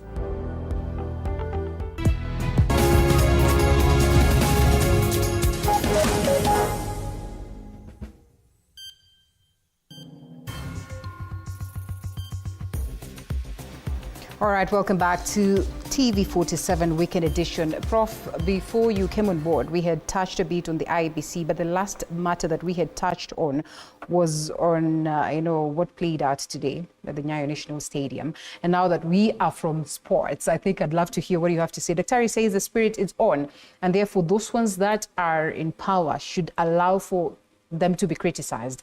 But that is not what we get to see in the country. You have witnessed what has happened with Peter Salasya and many other Kenyans that have come across to criticize the current regime. It's very unfortunate because we have been growing this democracy for now the last maybe since Kibaki came, because there was no democracy before Kibaki. Okay. Now this is coming with a constitution, yeah. Yeah, it's unfortunate. Some people can use violence on an innocent Kenyans whose only crime is disagreeing with them. Yeah. That is extremely wrong. And the fact that the people didn't intervene, the police didn't intervene, the citizens, the bosses themselves were there, and also the other citizens who are there when something like that is happening, they ought to say this is wrong, because clearly, I don't know, you can't, first of all, the broad-based government is clearly an illegality, okay? It's, in fact, what they have done, both Raila Odinga and the president, in serious countries is treason. Okay. Because what you do is you look at Article 3, Sub-Article 2. Any attempt to form government other than what is in the Constitution is illegal. Okay. You understand? So these people needed to enter into a formal coalition. But why do we allow for it to swim after all? No, it's us now as a people, because we need to object to illegality. Okay. We need to object, and we are not objecting. We are going back to the bad situations we used to be, where we are not adhering to the rule of law. We are not living the Constitution. And that is why you can see now bad behavior like the one you saw in the stadium there, because nobody should use violence against the other Kenyan, and the police are there, and they are not making an arrest. So what are they trying to say? They are trying to create anarchy. They are trying to say that if you are going to some places, maybe you arm yourself, or you go with other people to defend you. Once we do that, we are causing anarchy, and it's dangerous for everybody. Dr. says that we have a spirit that is strong enough that can go beyond all this, forms of anarchy that would come across, or all these forms of negativity and veering off. I mean, based on what you say, that yes, the broad-based government is an illegality. Do you suppose that the spirit that Dr. speaks of, talk of the Gen Z spirit, the one that he has, he speaks of Sifuna and many other leaders, young leaders that we have seen coming out to castigate or criticize the current regime based on their style of leadership. Do you suppose that we have a spirit that is strong enough to get us back on track? That spirit is strong. I agree with Dr. 100%. The Kimadi spirit, the Mwariama spirit, the JM spirit, that spirit of resisting evil is strong, and they cannot be wished away. And that's why you saw the Gen Zs. That's why you are seeing Kina Sifuna. That's why you are seeing Kenyans standing and saying very strongly that this country is a democracy and is a country under rule of law, not a dictatorship. And therefore, we are not accepting what is happening. That spirit is guiding us, and it will continue guiding until it delivers the country. You see, building a democracy is a process. There is ups and downs like is happening now. But Kenya has always strong. That spirit has always won, and it will win again. Okay. Dr. that the broad-based government has swung to action. And today we see new appointments. Today we see new slots actually, brought on board for purposes of what Kenyans or other Kenyans would say, accommodating, the broad-based government. What do you make of everything that is happening with the new appointments, with the PSs that we have seen, with the reappointing, those ones that had been set aside for a moment? First, it's a game of musical chairs. We have seen it again and again. From the very outset, I think President William Ruto wanted to appoint an inefficient cabinet. It was a very weak cabinet, and he admitted himself within the first few months when addressing the same cabinet at State House. He told them that they were not working. He told them that he knew and understood their ministries and the functions better than they did. he understood what was going on better than they did. And of course, they thought that they were on some kind of picnic. We saw the kind of ostentation and conspicuous consumption and splurging of public resources, sky team, airborne sky teams and the like. And he got rid of them. He brought in others. Some of them did not even last. I think the lady who came to ICT, she probably stayed for about 3 months or so. And she was gone. Somebody else came in. And that has carried on. We have seen now the PSS have been shunted and demoted, made some of them deputy consuls, not even high commissioners or ambassadors. And it's a game of musical chairs. In the coming days, we expect that possibly that's going to happen at cabinet level itself. We're going to see a lot of that happening in the semi-autonomous government agencies. And in all, these people are not being put there because they are competent. They're being put there as some kind of reward and horse trading. And as Professor correctly says, if His Excellency Dr. William Ruto, President of the Republic of Kenya, and the Honorable Mr. Odinga, leader of ODM, if they want to form a coalition government, the instruments of law are there. Right. They can get into a formal agreement in line with the Constitution and in line with the Political Parties Act 2011, amended 2022, and get into a coalition and then have a government that is lawfully constituted. You cannot be appointing people to government as Mr. Odinga, signing a memorandum as Mr. Odinga with the president, and then you are also telling us that this agreement, this memorandum, does not constitute a coalition forming instrument. I think that is patently wrong. Then we also see some formal government forums, some of them including foreign visitors to the country, very high level. And we are seeing Mr. Odinga hobnobbing with Mr. Ruto in that forum. This is unacceptable. And such things must be criticized. And we are not going to allow, Linda, that as commentators and as Kenyans, we are not going to allow that somebody gives us the freedom and space to criticize them. Willy-nilly, we will criticize. All right. And while it is a prerogative of the president to, adjust his cabinet, he seemingly appears to have done this, in such short time. He is, I don't know how many reshuffles, dissolving and everything. How does it help the government function? Actually, it doesn't.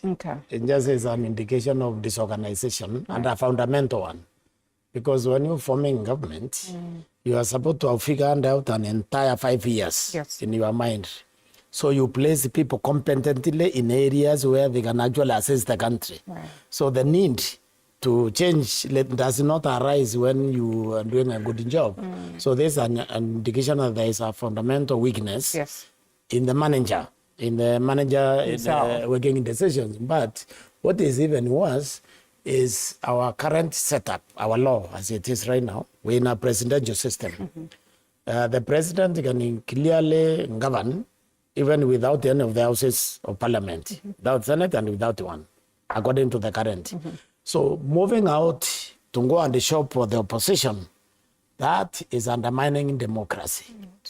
The opposition agreeing to join him is also undermining democracy. Because the idea is when you go to an election, there will be a winner and a loser. You are supposed to accept the outcome of a democratic process. So are we jinxed to go to that direction? Because this is not the first time it's happening to us. Well, the reason is because we believe in nothing. Okay. You see, if you look at these handshakes, they are like, we have no reason to go to an election. Because you go to an election, you join Moi. You go to an election, you join Kibaki. You go to an election, you join Uhuru.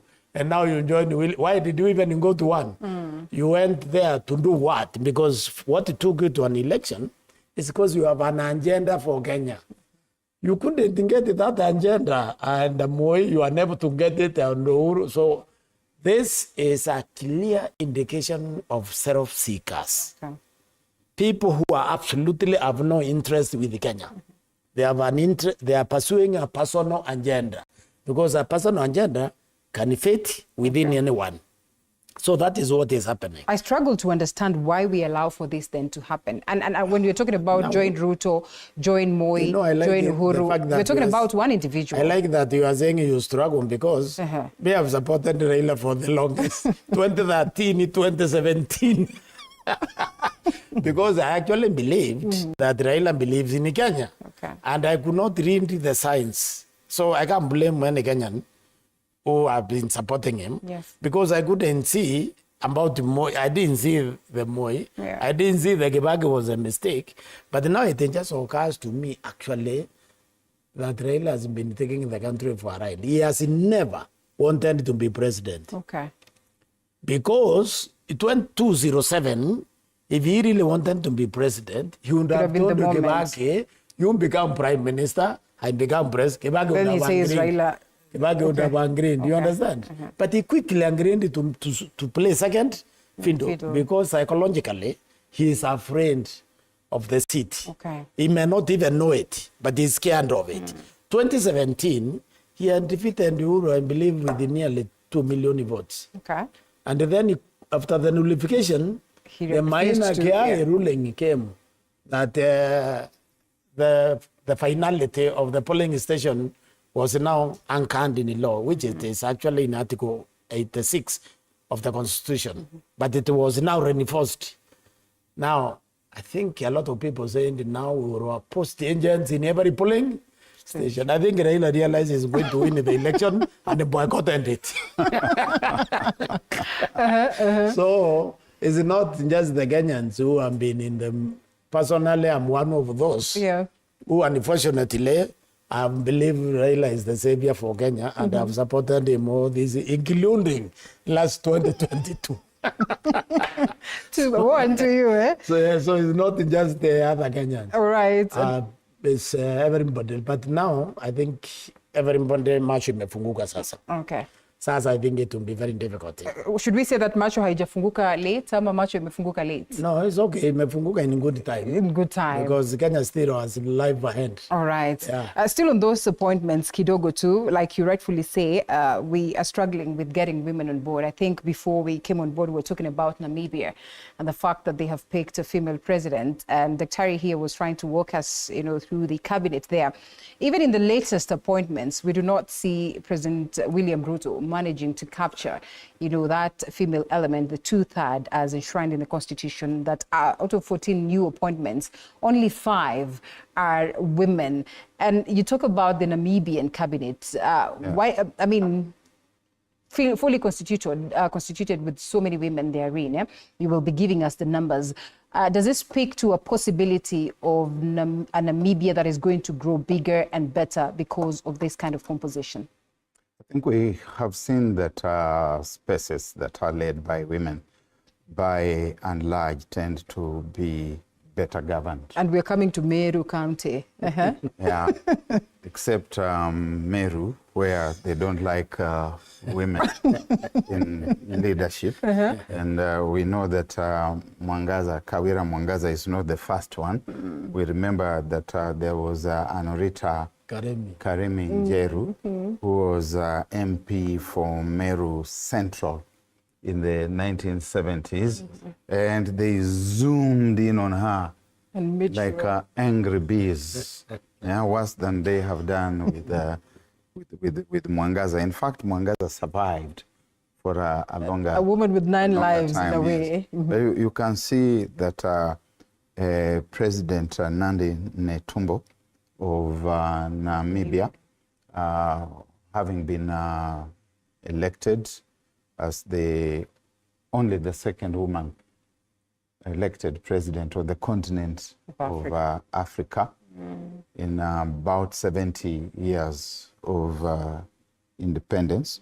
She's put together a very professional, seasoned cabinet, herself included. I think there are 19, 19, and out of the 19, only 9 are men.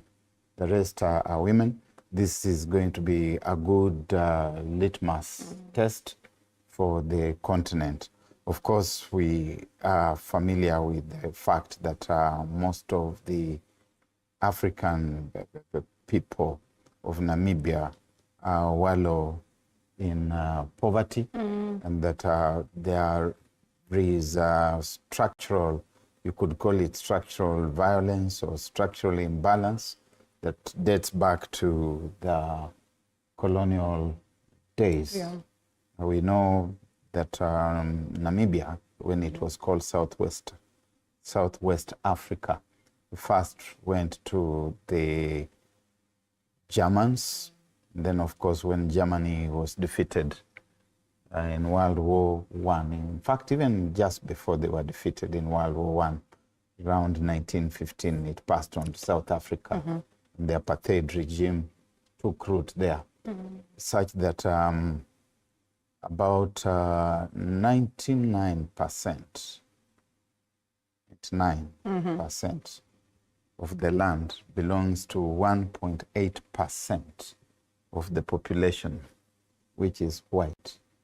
And so there's a serious challenge there. Yeah. The president and her cabinet have a serious challenge. President Sam Nujoma, who passed on, I think it was last year? Yes. Last year.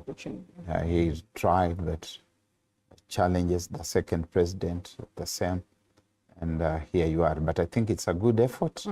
Let's see how well it works. Ellen Johnson Sirleaf did her best in Liberia. It was a country that was coming out of war. And I think she acquitted herself quite handsomely. And of course, Mama Samia Suluhu, though not elected, is equally doing a good job. Doing equally a good job. And I think Joyce Banda also attempted to do a good job in Malawi. All right. So let's have more women. Unfortunately, in some places like Meru County, and not just Meru, even the Luya people from among whom I'm born, they also don't elect women at all. Women at all. I think we have elected women perhaps twice. We elected Dr. Julia Jambo, and we elected Professor Mango. And that's about all. We never. At least the people of Meru elected. But we lawyers, we allow the women we elect to serve their term. I think they do not. You think they did? Disaster. First, I think and they you need to understand what was happening there. I want to start by saying that the more women we have in Kenya will be better for the country.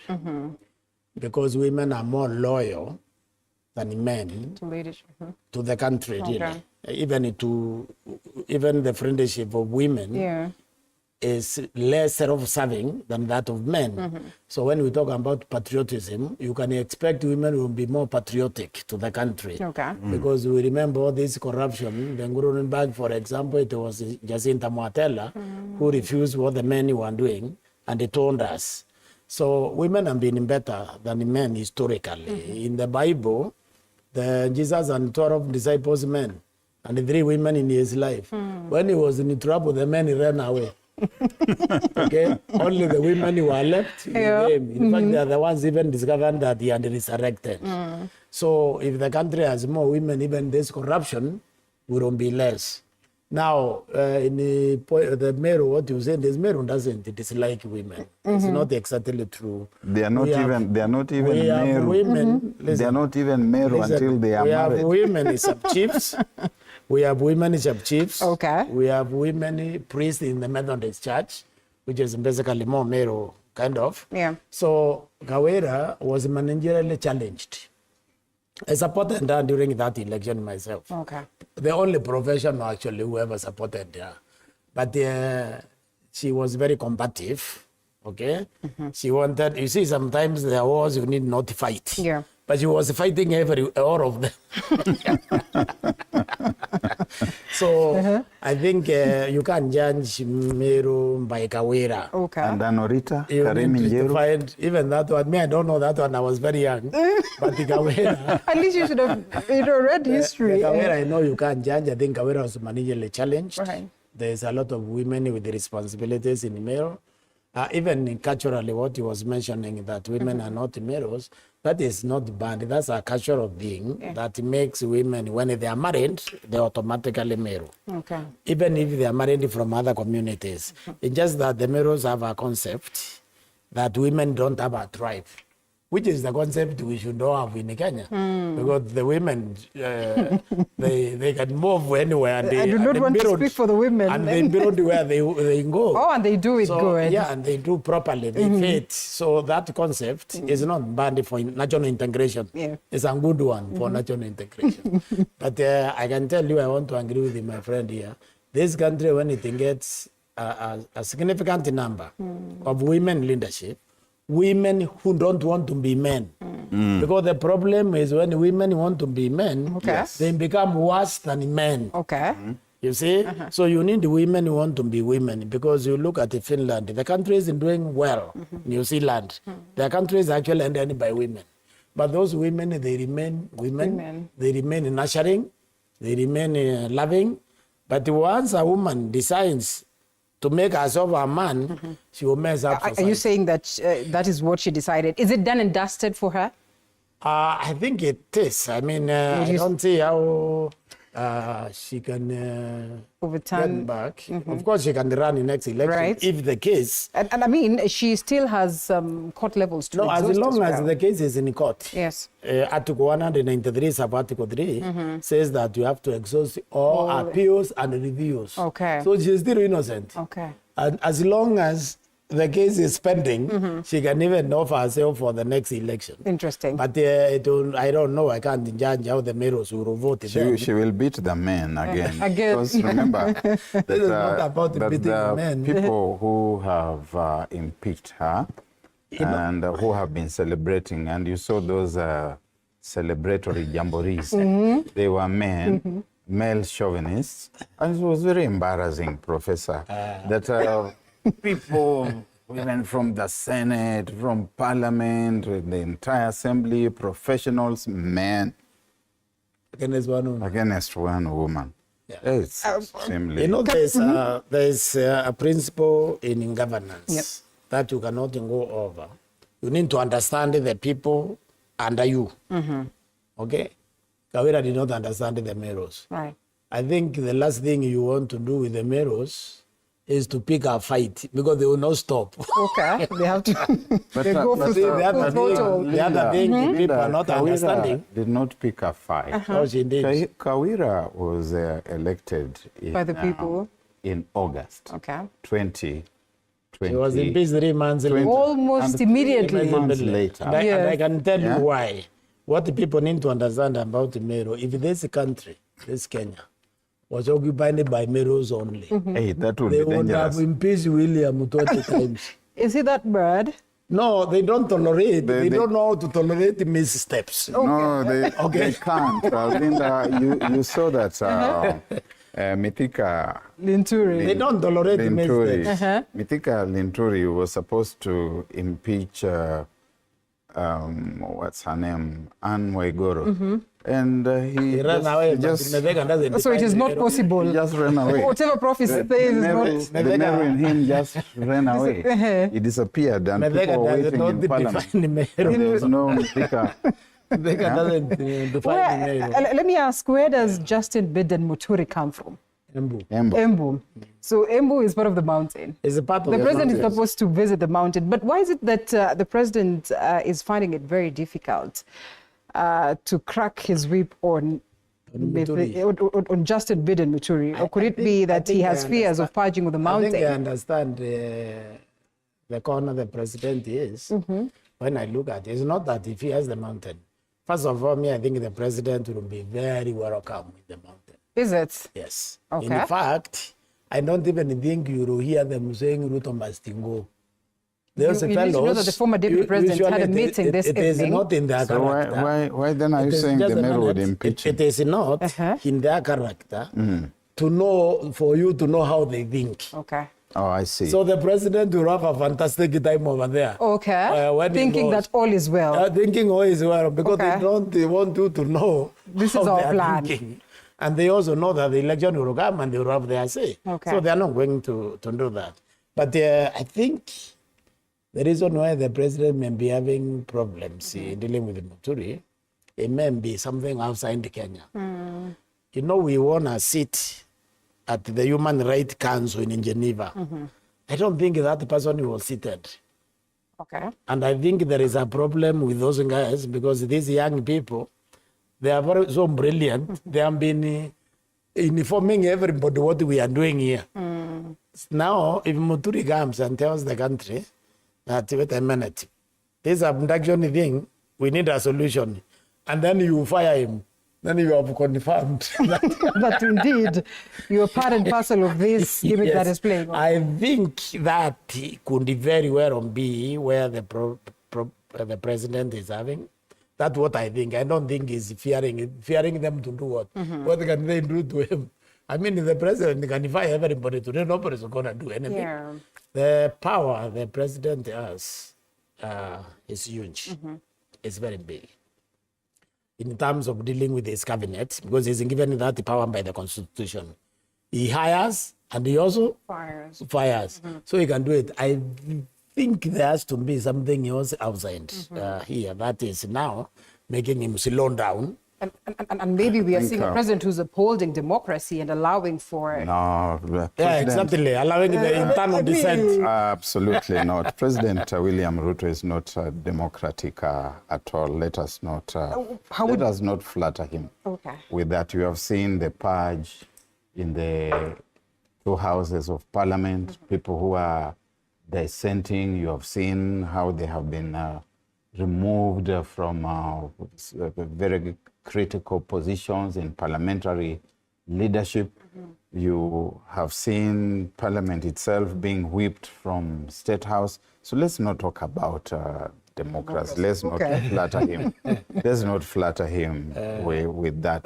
This thing of democracy is a good thing for people to mouth, but it vaporizes the moment it departs from their lips. I think Professor was on the right path when he says there's something outside, something that President Ruto knows, and something that JBN Muturi also knows. That's what I think. And JBN Muturi has been Attorney General of this country, and therefore he would know a lot of things that other people do not know. People like Amos Wako, they know a lot of things that people in this country do not know by virtue of the office they have occupied. And Justin Bedan Joka Muturi knows a lot of things that have happened during the short period that he has been Attorney General of this country. And so Muturi is essentially a bullet that is lodged in a delicate place in Dr. William Ruto's body. Very poetic. And he's wondering, do I risk removing it? And if I remove it, will I survive? So let me just live with this bullet in my body. And, you know, the way JBN Muturi swaggers around and throws his weight around, it's like he's daring him. He's basically telling him, do your worst. Because unajua tu ile. Unajua. But also Muturi is also betting on some... You see, that place now is very hostile. The whole region, the whole mountain, I told him very long time ago, the mountain will be the first to leave. the UNDA government. Okay. Followed by Mbukusu land. Because these people, like, they go together since the Mloti Party came, they are always on one side. Right. When they are with William, they are there together. When they are outside together. So I told them they will leave. These fellows left the first 5 months of this government. Okay. And once they leave, they can come back. They don't come back. They are gone. They've gone. The Mbukusus, though, I can tell you also clearly, they also left. Okay. Together, yeah. Also the Luya. Why are you saying the? Oh, it's the Luya, not the Mbukusu. Luya. Yes, I think the Luya also left. Okay. So he knows, Muturi knows that, and he knows that Gachagua was nothing until he was impeached. Okay. Because when the people left, they left both Ruto and Gachagua. Now Gachagua is following them. Okay. He's following the people. He's following the people. So Muturi knows that too. So him being fired would be very good for him. Okay. Now he can seek any seat he wants. Because now he has washed he has cleansed himself. Okay. Being on that side. Okay. So the mountain, the way they think is very interesting. Okay. They don't have a leader. They never hand one. All right. They never follow a person. And it's like they communicate, I don't know how. So they move in one direction, all of them. Okay. Leaders follow them. All right, interesting. And I don't know what Kenyans then would say if Justin Muturi But would also, say that he's to be fair, also the Luyas also don't have a leader. The leaders also follow them. Yes, and as we come to a close. And I think Musalia Mudavadi and Moses Wetangula might fail to catch up with us. With the Luyas. Yeah? Patapata, Because the train left we the station we long left time ago. long ago. Gentlemen, I hope I can invite you here someday so that we can talk about the politics of tribe, ethnicity, and, regions as we would want to, because then it's also very important. But as we come to a close, what do you make of the anticipated visit by the president, who has called, leaders from the mountain to speak to them, to just get to know whether, the ground is safe, and the former deputy president as well has called his allies, in preparation for the very same visit? You see, it's going to be a litmus test, really. For President William Ruto is going to try to find out whether he can still retain or get back, redeem the following that he has had within the mountain. The dynamics also change. They are not just going to remain the traditional dynamics that Professor is talking about. The Gen Z demographic is not a population that is deeply steeped in the culture that he talks about, that they will keep quiet and be good and generally lead you along the garden path. Yeah. Nairobi has been another test case. You have seen that the president has gone to a number of places and run into headwinds. And without a doubt, some of those headwinds are there. Okay. Intel from the briefing with the MPs indicates very clearly that they suggested to His Excellency the President that he probably should wait a bit, because the ground is not very happy with him. But he's the president. Let him go and let us see what happens. We do hope that the people in the mountain will recognize that the president has got the right to visit all parts of the country. But we also know that on October 25, 1969, President Kenyatta also exercised his freedom of visiting, and he went to open a hospital in Kisumu. And the rest is history. Interesting. As we come to a close, Prof. I can tell you this for free. The president will have a flawless visit to the mountain. If at all he will visit. If at all he goes there, it will be flawless. And people will come there. President, beware. Beware. We're looking forward to that. We are looking forward to that, gentlemen. It will be flawless, and it will be a nice trip, because I think the way I understand those fellows, I know he says there's a new dimension of the young people who are basically not imbued in the culture. But by and large, I think they wouldn't be okay. I think the president but why would be would fine. the Okay, we have to close. The MPs be? Because the place is genuinely hostile. Okay. And the MPs are afraid of what happened in Isiolo. You know Isiolo is Meru. Okay. The president there was there. And what happened in Embu? You remember? And then what happened in Embu. But you see, now what the happened president is going to Meru. And Okay. what happened in Murang'a. But this time, I think you will go to Meru first. All right. And I can tell you with a lot of confidence, the Meros are going to welcome him, and it does not mean that they like him. You know, we have not talked about the county governments, and your governor takes up when, of course, the other governors are threatening to shut down the counties. I think that will be a story for another day.